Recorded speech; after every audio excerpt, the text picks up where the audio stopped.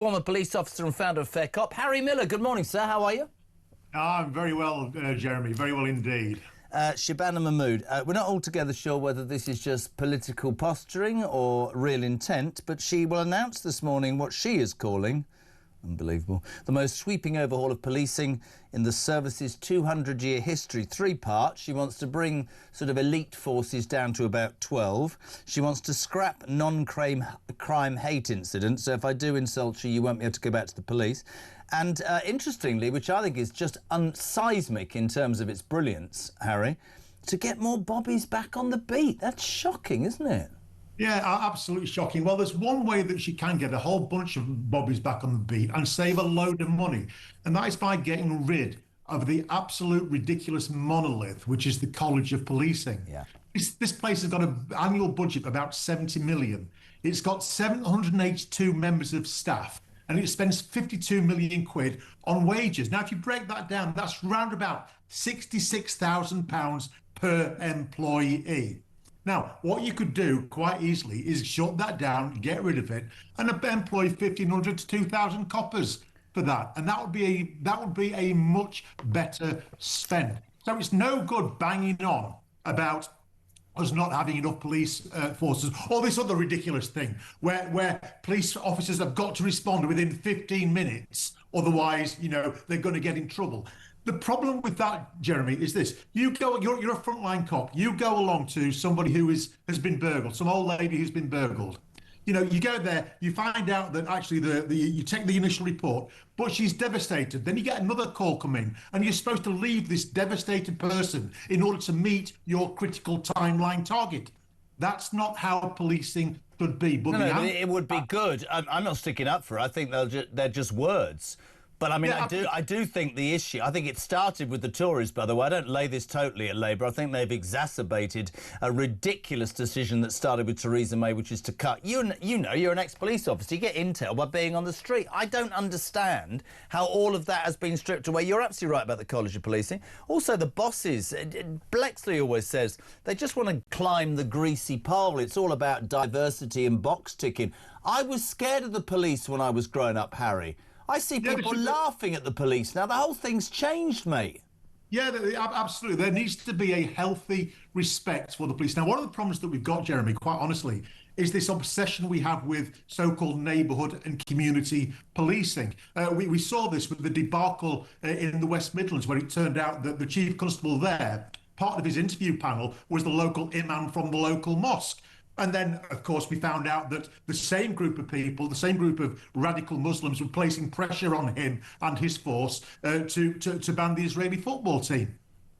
That shouldn't be happening. That's what we had PCCs for. PCCs, Police and Crimes Commissioners, should be dealing with members of the public and community groups, but chief constables and police officers should be allowed to get on and do their policing, not get involved in politics, not get involved in sort of smoothing local political and religious sensibilities. That is not the job of a police officer. I couldn't agree more. And the other big thing that drives people bloody nuts is you can have your Rolex or your watch nicked, you can have your shop ransacked, no bugger turns up. But if you say to somebody, I don't like your shirt, 6 armed police arrive and arrest you because it's a hate crime. She says, actually, let's play it. Shabana now says she's going to scrap non-crime hate incidents. This will be fun. Shabana Mahmood. I think that if the police are seen to be going after perfectly legal tweets, it does cost confidence, and the public does think, well, hang on a minute, exactly as you say, somebody nicked my phone the other day and no one cared, but somebody tweeted maybe about women's rights or something else that's, part of the so-called culture war, and then suddenly the police are all over it. That I think even policing leaders have recognised does cost confidence in policing. So you want to stop them policing people's behaviours? Yes, and I will be saying more about that in the coming days. But I've been very clear that perfectly legal tweets and policing the so-called culture war is not what our police are for. Do you believe her, Harry Miller? Well, the thing is, Jeremy, we've been fighting to get rid of non-crime hate incidents since 2019. So, of course, we're delighted that she's said this. My worry is that this is a case of getting rid of the clap and replacing it with hemorrhoids. Because what we have discovered now, Jeremy, is that the police are recording people not for non-crimes, but for actual crimes. I'm taking the Home Secretary to court. I'm taking her for a judicial review at the High Court, because we have discovered just this past few weeks that the police are recording people not for non-crimes but for crimes. They are giving members of the public criminal records, not non-crime records, criminal records, without any interview, without any questioning, without any evidence, purely on the say-so of some hurty person who's put in a complaint. So, yeah, fantastic that she's getting rid of non-crime hate incidents. We now want to get rid of recording people without trial. It's as simple as that. You just look, don't you? I had somebody in my house at the weekend, there's a bit left, and it won't be coming back. And I was trying to explain to them that the country that I was brought up in, now, this government, you know, basically, you can be stolen from, you can be abused and the police don't turn up. You can write a tweet that somebody doesn't like, you can be arrested. You can go to trial, we're not going to have juries anymore. You're not allowed to speak or watch social media. You're not allowed to vote. It just, I don't know. I mean, Shabana Mahmood might be on political manoeuvres. She might be the best thing to come out of the Labour Party. I've no idea. But for me, for many, many reasons, the fact that the whole ethos of the police, as I see it, what they mean, what they do, what they found out, the impact they're supposed to have, is disintegrated. And to me, you know, we don't want to say it because we know there are hundreds, thousands of frontline men and women doing a fantastic job and under the constraints of the job, blah, blah, blah. But I don't think it's good enough. I don't think it's good enough for the British people. I think that any government should concentrate on two things, which is protecting its country and protecting its people. And I don't believe the police do that anymore. And I think it's a real shame. And when you call it out, people get really offended. But it's a fact, isn't it, Harry?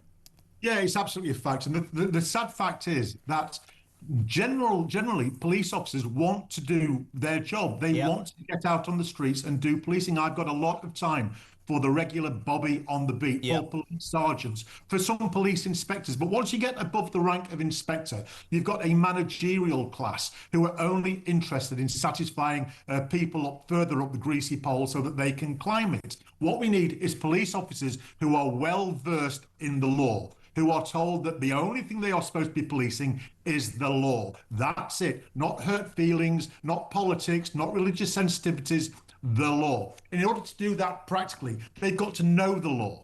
So what we need to do is get rid of all this nonsense DEI training and get them back to basics so that the police officer can say straight off the top of the head what the definition of theft is, what the definition of burglary is, what the definition of rape is. But I guess they're so concerned as well. I saw footage at the weekend, we haven't got much time, where there was a Palestine Action demonstration. There was about 10 coppers and a bloke walked in with a Union Jack and they started telling him, talking to him, nice and calm, you need to take that down, it might stir up trouble. And I'm looking at the camera going, sorry, at what part of madness is this? And I have a degree of sympathy that they're surrounded by such woke bosses that they want to make sure they don't upset anybody. But I'm with you.